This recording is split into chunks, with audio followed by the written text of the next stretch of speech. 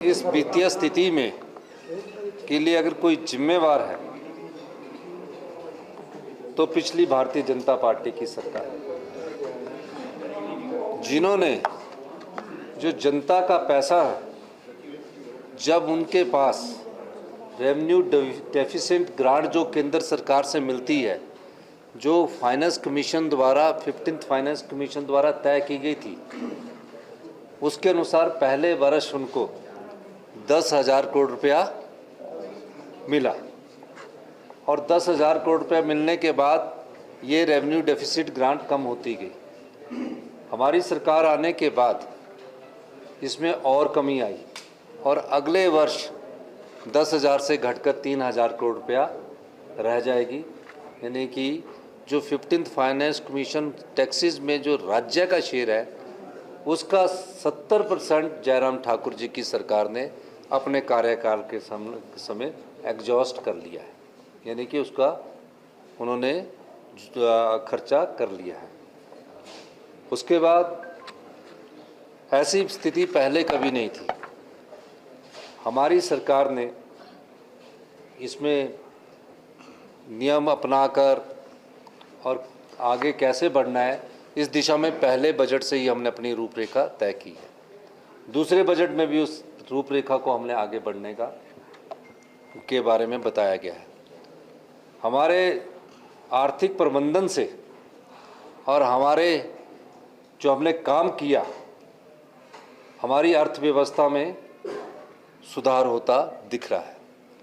ये पहली बार है कि प्रदेश के राजस्व में 2200 करोड़ रुपए की पहले वित्तीय वर्ष जो 2023-24 का है, राजस्व अधिक अर्जित किया गया है। और यही नहीं, ये भी पहली बार है कि प्रदेश के राजस्व को बढ़ाने की दिशा में हमारी सरकार आगे बढ़ रही है। इन परिस्थितियों को ध्यान में रखते हुए हमें किस प्रकार हिमाचल प्रदेश को आत्मनिर्भर बनाना है, हमारी सरकार उस दृष्टि से कार्य कर रही है।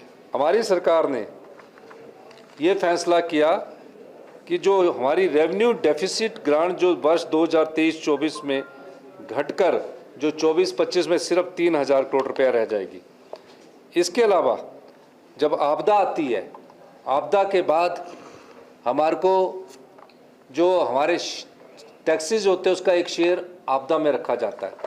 किसी भी प्रदेश पर जब कोई संकट आता है तो उस शेयर का कोई हिस्सा प्रदेश को आपदा के बाद जो उसकी योजनाओं को क्षति पहुंचती है, सड़कों को क्षति पहुंचती है, उसके लिए मिलता है। उसको बोलते हैं PDNA, post disaster need assessment, यानी कि आपदा के बाद ये जरूरी है कि इस पैसे को देना चाहिए। तकरीबन केंद्र सरकार की टीमें भी आई, केंद्र के सरकार की टीमों ने भी देखा और तकरीबन 9,042 करोड़ रुपए की राशि हमने केंद्र सरकार के पास भेजी। अभी तक वो PDNA की कोई भी राशि हमें प्राप्त नहीं हुई। NPS कंट्रीब्यूशन के लगभग 9200 करोड़ रुपया PFRDA से प्राप्त नहीं हुए हैं। 9200 वो सरकारी कर्मचारियों का अंशदान भी है और सरकार का भी अंशदान है। 9200 करोड़ रुपया अभी तक प्राप्त नहीं हुआ, जिसका हम केंद्र सरकार से कई बार अनुरोध कर चुके हैं। जो GST कंपनसेशन होता है, जब GST लागू होता था, वैट एक्साइज खत्म होने के बाद GST कंपनसेशन जो है जून 2022 में जब भारतीय जनता पार्टी की सरकार में थे, उससे पहले मिलता रहा। महज चुनावों के 5 महीने पहले ये GST कंपनसेशन मिलना बंद हो गया, जिससे प्रति वर्ष राज्य की ट्रेजरी को 2500 से 3,000 करोड़ रुपए की आय कम होगी।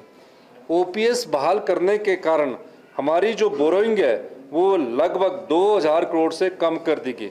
इन परिस्थितियों से पार पाना आसान नहीं है। हमने प्रदेश सरकार की आय बढ़ाने को और अनप्रोडक्टिविटी एक्सपेंडिचर कम करने का प्रयास किया है। इन प्रयासों के परिणाम आने में समय लगेगा। मैं आज सदन में मैंने ये घोषणा की कि प्रदेश की भीषण वित्तीय परिस्थिति के दृष्टिगत मंत्रिमंडल में चर्चा करने के बाद सभी मंत्रिमंडल वाले के सदस्यों ने ये तय किया 2 महीने तक ना पे लेंगे, ना टीए लेंगे, ना डीए लेंगे। और यही अनुरोध मैंने जब अपने सीपीएस साथियों से कहा, उन्होंने कहा 2 महीने तक हम भी नहीं रहेंगे। महज ये छोटा सा अमाउंट है, लेकिन एक सिंबॉलिक अमाउंट है। ये चाहे 1 करोड़ है, चाहे 1.5 करोड़ है, जितना भी है, लेकिन एक सिंबॉलिक है। ये सिर्फ इस चीज़ और इसके अलावा मैंने सभी विधायकों से भी अनुरोध किया कि आप चाहते हैं, क्योंकि विधायकों के पास, हम तो सरकार के लोग हैं, कि अपने जो कर सकता होगा वो भी अपनी 2 महीने तक अभी सैलरी को रोकने की मैंने उनसे बात की है।